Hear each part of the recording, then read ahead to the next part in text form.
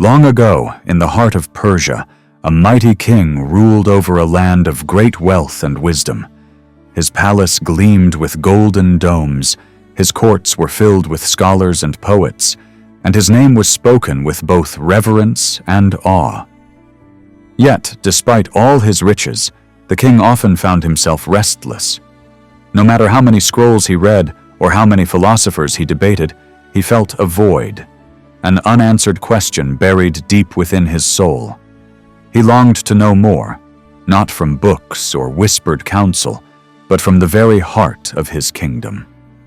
One evening, as the sun bled into the horizon, the king made a decision. He would leave his palace, disguised as an ordinary traveler, and walk among his people. He would seek wisdom not from the marble halls of his court, but from the dust of the earth, from the hands of those who toiled beneath his rule. So, clad in simple robes, he ventured beyond the grand gates of his city, his identity hidden, his heart open to whatever lessons the world might offer. Days passed as the king wandered through villages and fields, speaking with farmers, merchants, and artisans. He learned of their joys, their struggles, their dreams. Yet, it was in the solitude of a distant valley that he found what he had been unknowingly seeking. There, on a rolling hillside, a lone shepherd stood among his flock. The wind carried the melody of a flute through the air, a song so haunting, so beautiful, that it seemed to blend with the very soul of the land. The king, drawn to its purity, approached the young man with curiosity. "Peace be upon you, shepherd," the king greeted. "And upon you, traveler," the shepherd replied, his eyes kind and knowing. "What brings you to these quiet hills?" "I am a wanderer," the king said, "seeking wisdom beyond the walls of a palace. I wish to understand life as it truly is." The shepherd smiled. "Then you have come to the right place. For wisdom is not always found in palaces. It whispers in the rustling leaves, in the river's song, in the silent watchfulness of the stars." Intrigued, the king sat beside him. "Tell me, shepherd, do you not tire of this lonely life? With only sheep for company, do you not long for more?" The shepherd chuckled softly, his gaze sweeping over his flock. "Loneliness is not in the absence of people, but in the absence of purpose. My sheep are my family. Each has a name, each a story. I care for them as a king should care for his people." The king was struck by the shepherd's words. "And yet, do you never desire wealth or power? A grand palace, servants at your call?" The shepherd shook his head. "A man who chases power often finds himself chained by it. Gold is heavy, it weighs down the soul. But freedom, that is the greatest treasure. And I have all the riches I need, the sky above me, the earth beneath me, and the peace within my heart." The king fell silent, humbled by the simplicity of the shepherd's truth. As the day faded into twilight, the king asked one final question. "Tell me, shepherd, if you were king, how would you rule?" The shepherd considered this for a moment, his eyes thoughtful.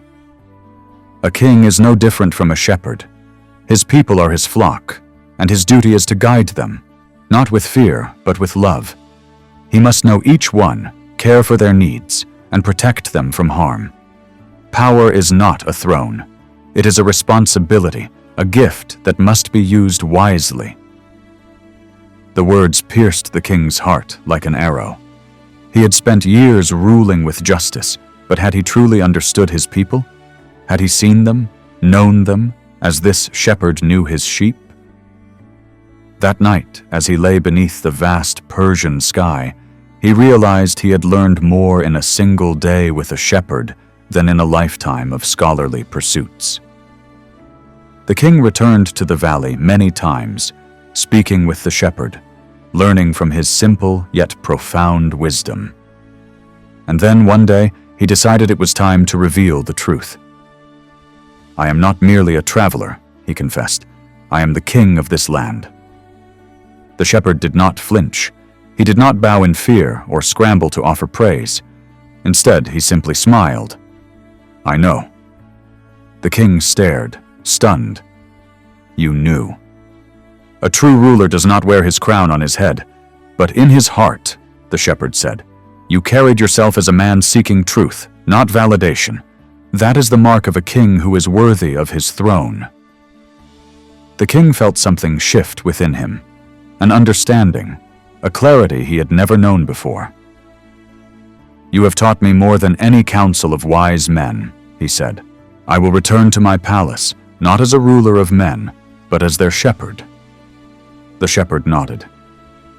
"Then you will be a king truly worth remembering." And so the king returned, forever changed. His rule became one of compassion, his judgments guided by wisdom, his leadership marked by humility. His people flourished, not because of grand decrees or displays of power, but because they knew their king saw them, understood them, and cherished them as a shepherd cherishes his flock. Years passed, and when the king's hair turned white, he often thought of the shepherd and the lessons he had learned on that quiet hillside. And long after he was gone, the story of the king and the shepherd lived on, a tale whispered through generations, a reminder that true greatness lies not in power, but in the heart that wields it with love.